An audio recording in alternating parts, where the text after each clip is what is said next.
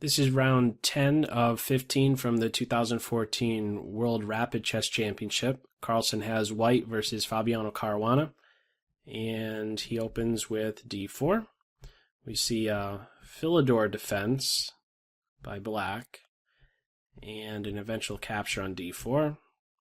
Knight b6, the bishop drops back, looking to dislodge that knight. That is stopped with a5. This knight has some pressure on it. Queen to d3, and now this is a typical maneuver. Knight d2, or knight to d7 does a couple things. Looks at these two squares, and it also frees up the bishop to get on this main diagonal, which is doing what? As a result, as well, rook to e8 is available to get the rook on a half-open file. So this is an interesting or an important organization of one's minor pieces to be familiar with out of this opening on the black side. Knight d7 opens up f6, which will help out the rook once he plays to e8. We do see, I believe, all of these moves in the game. I believe the bishop plays to f6 and the rook plays to e8. So let's see. Knight on f to d7, knight d4, bishop f6, knight to b5. So that's one of the drawbacks, right? When a4 and a5 were played, sure, you're going to stop the pawn from inching forward to kick the knight away, but now you're no longer around to defend the b5 square, or not as easily, right? You could kick him with c6, but that is, of course, not without dropping d6 in a heartbeat. So, okay, after knight b5, the queen is hit with knight c5, queen to g3. Very volatile position, very dynamic position. Let's throw punches. Let's be very direct with each move. So queen to g3 is there. The queen was hit. She comes over, is hitting the bishop. Knight takes bishop. Pawn takes knight. The structure is ruined. Black also now with that trade has the bishop pair. White does, however, have a slight space advantage. There's pawn on e4 versus the pawn on d6. There is also a knight in black's territories, which is restricting the black pieces. Right, the queen can't go so far away. Rook on 8 at c1. This pawn could be won, it would seem, but it's tactically vulnerable. Knight takes c7, and if queen takes, there's knight b5 hitting just everything. Double attack on the queen, d6 is hit a million times, and so too is the bishop. So that wouldn't be good. So we don't have bishop takes b3. Knight d7 instead, knight d5, two pieces in black's position. c7 is hit 3 times. One of them needs to go. Bishop takes knight, pawn takes bishop, and rook to c8. If knight to c5, there's a sacrifice here with knight takes c7. If queen takes knight, there would be bishop takes d6. Queen, rook, knight, he's gone. So that's not working out. This knight to c5 move, if given the time, black would really like to have what exactly? Black would really like to have b6, knight here, but it seems like there's still these ideas of smashing through on that d6 square. Black really wants to have this as a reliable home for the knight, but there's not enough time to get that in. So, unfortunately, one of the pieces has to defend the pawn for this move right here. Bishop to d2, a5 is hit, bishop e5, queen h3. What is that doing exactly? This seems a little bit awkward, queen to h3. In some instances, it's kind of interfering if white, let's say, wants to get a flight square in. How exactly to get a flight square? Maybe you really want to do this. Or in this case, maybe something like this, where you have a light square as your flight square, opposite that of your opponent's bishop. He's not going to be able to control the g2 square, of course, but something like this, now maybe your queen's a little bit offside. What is the main intention behind queen to h3?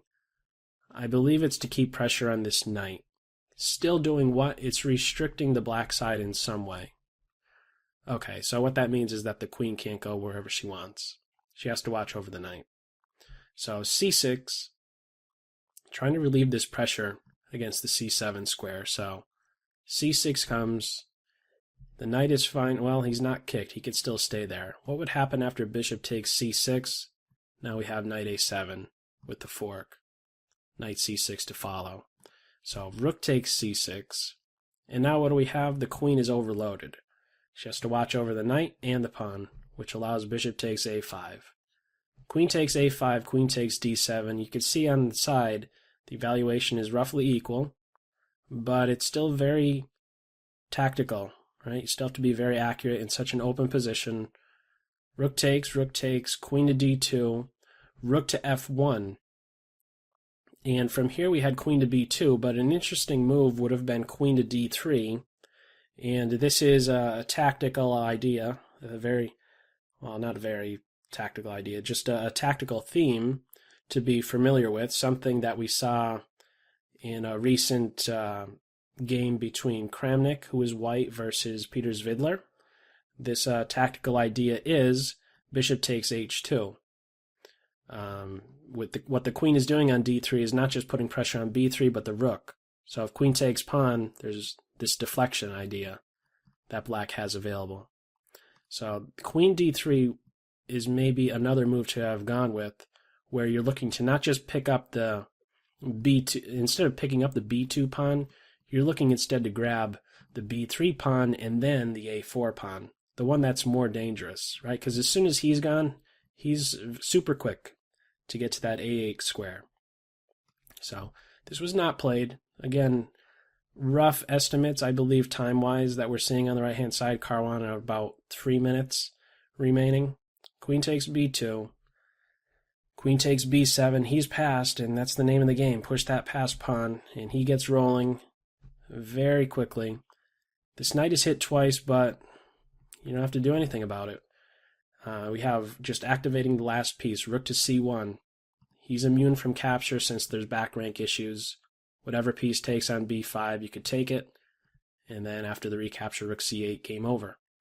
So he's indirectly defended, but now there's maybe a threat since there is a flight square, but this pawn is fast. He's still indirectly defended, for if queen takes knight, very important tactical theme, attack the defending piece of the queen in this situation. If queen takes queen, you take the rook, and then you take the queen.